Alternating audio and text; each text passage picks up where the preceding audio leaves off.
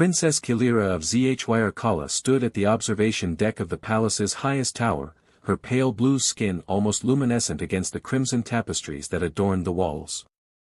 Her red curls cascaded down her shoulders like liquid fire, a stark contrast to the cool tones of her complexion. Below, the capital city sprawled across crystalline formations that caught the light of their twin suns, but her violet eyes were fixed on the approaching diplomatic vessel. The humans were coming. "Your Highness," came the voice of Counselor Varix, his tone carrying the usual mixture of reverence and barely concealed disapproval. "The human envoy has arrived. Commander Rian requests an audience." Kilira suppressed a sigh. Another diplomatic dance, another series of formal exchanges where she would be addressed as a living deity rather than a person. The weight of her royal circlet felt heavier today, its neural interfaces already beginning to tingle with the telepathic impressions of those around her, their awe, their fear, their careful distance. "Send him to the Azure Chamber," she commanded, her voice carrying the authority of generations of rulers. "I will receive him there."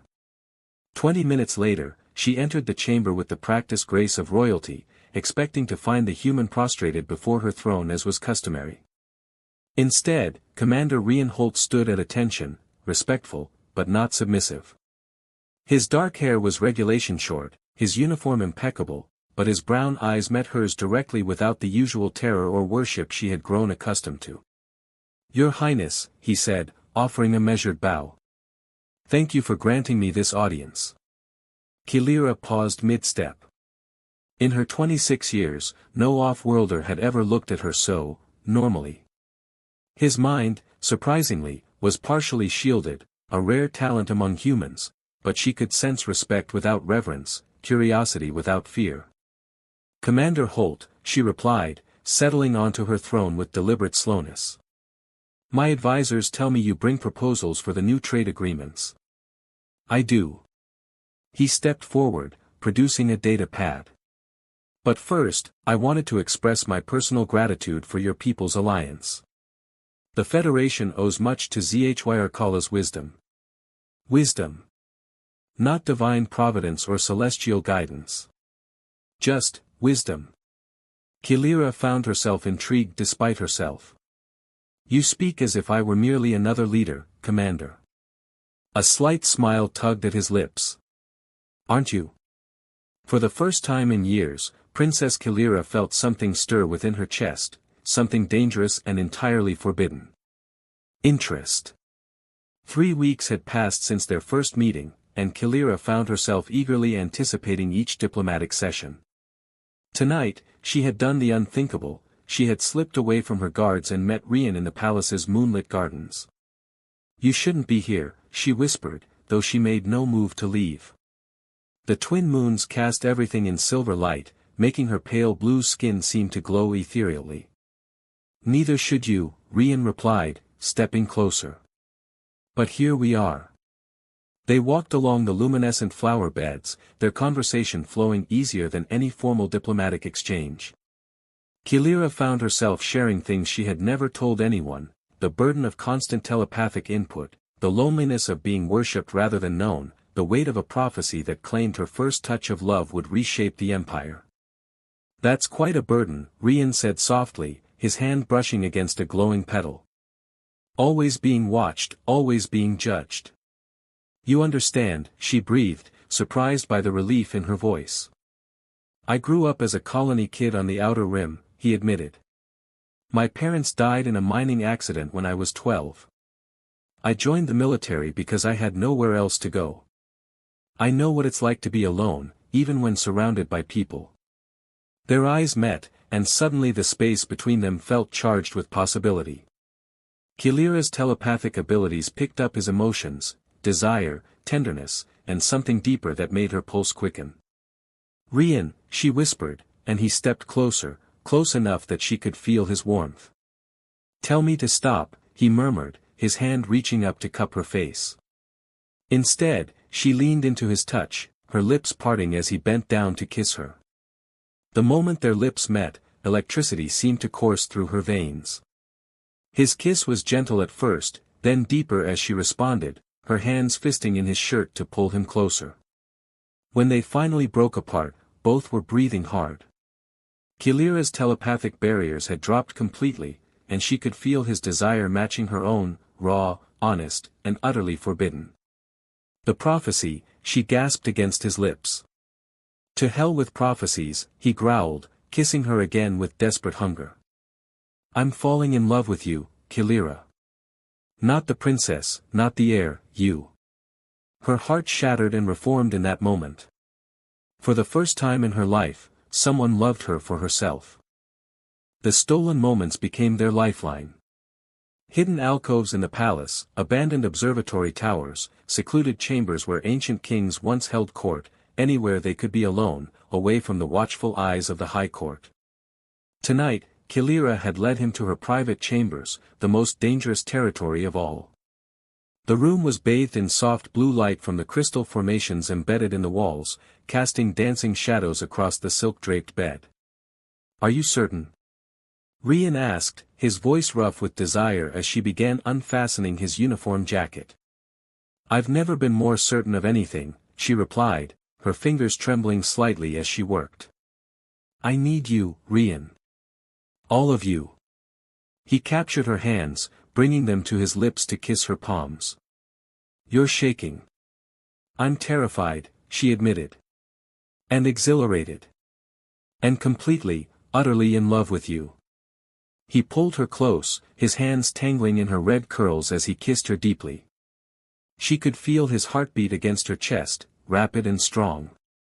When he began to unlace her gown, she helped him, their movements becoming more urgent as fabric fell away. You're beautiful, he whispered against her skin, his lips trailing down her throat. Her pale blue skin seemed to shimmer under his touch, and she arched into him with a soft moan. They moved together onto the bed, hands exploring, mapping each other's bodies with desperate tenderness. Every touch sent waves of sensation through her enhanced nervous system, her telepathic abilities amplifying every emotion until she felt she might dissolve from the intensity. I love you, she gasped as he moved above her, their bodies joining in perfect harmony. I love you, I love you. Later, as they lay entwined, her head on his chest, reality began to creep back in. They suspect, she murmured, tracing patterns on his skin. Counselor Varix has been asking questions about your extended stays. We'll be careful, he promised, pressing a kiss to her hair. But even as he said it, they both knew their time was running out. The high court spies were everywhere, and love this powerful couldn't remain hidden forever. Outside, storm clouds gathered over the capital, and in the shadows of the palace, whispers began to spread about the princess and the human who dared to touch royal blood. The attack came at dawn during the Festival of Ascension, when the palace was filled with visiting dignitaries from across the galaxy. Kilira was in the Great Hall, performing the ritual blessing of the harvest, when the first explosions shook the crystalline walls. Protect the princess, shouted Captain Thorne as enemy fighters screamed overhead, their weapons carving through the palace's shields. Chaos erupted. Guests fled in panic as debris rained down from the shattered ceiling. Kilira found herself separated from her guards, pinned behind a fallen pillar as laser fire erupted around her. Then she saw him, a Vorthan assassin, his weapon trained on her heart. Time seemed to slow as she watched his finger tighten on the trigger. Kilira. Rian's voice cut through the chaos as he launched himself between her and the assassin. The blast caught him in the chest, spinning him around as he collapsed to the marble floor. No. Her scream echoed through the hall as she dropped to her knees beside him, her hands pressing against the smoking wound. Blood, human blood, stained her ceremonial robes as she poured her telepathic healing abilities into him. Stay with me, she sobbed, her powers barely keeping him alive. Please, Rian, stay with me.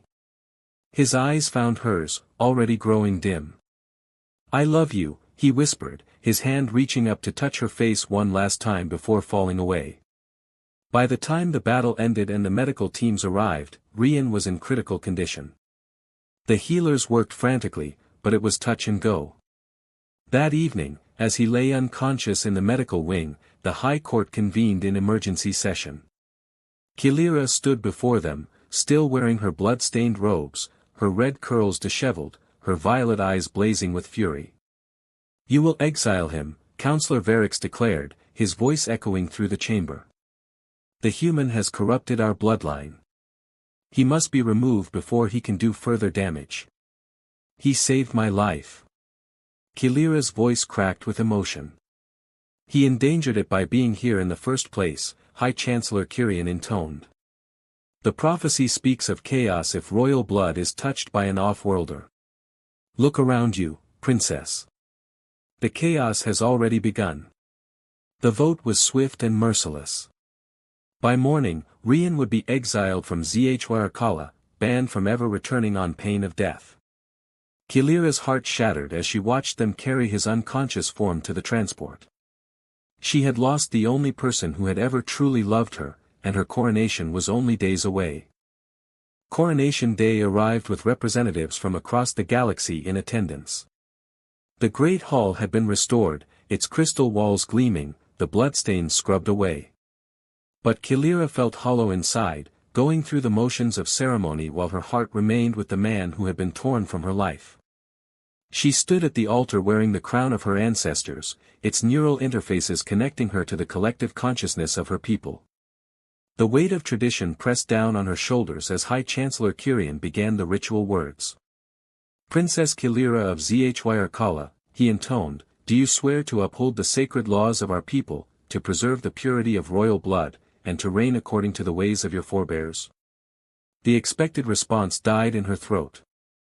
In the crowd, she could see the smug satisfaction of the High Court, the expectant faces of the alien ambassadors, the cameras broadcasting across the galaxy. "I swear," she began, then paused, her violet eyes scanning the assembly, "to rule with wisdom and compassion.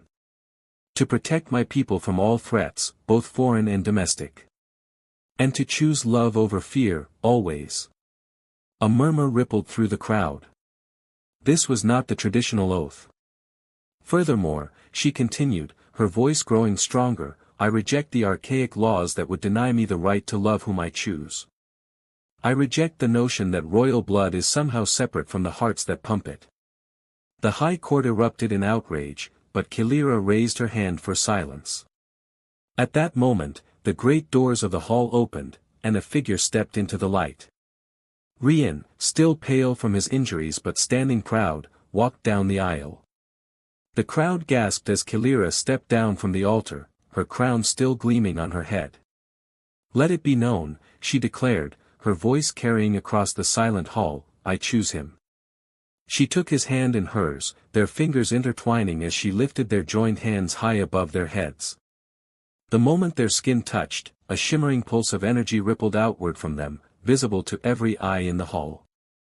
The prophecy was fulfilled, but not in the way the High Court had feared. Instead of chaos, there was transformation. The rigid caste system that had defined their society for millennia began to crack and crumble, replaced by something new, a future where love could transcend bloodlines and species.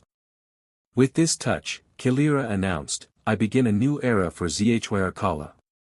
An era where worth is measured not by birth, but by the content of one's character." Rian squeezed her hand, his brown eyes shining with pride and love. "Together," he whispered. "Together," she agreed, and kissed him before the entire galaxy, sealing their love and their revolution with a single, defiant act that would echo through the stars for generations to come.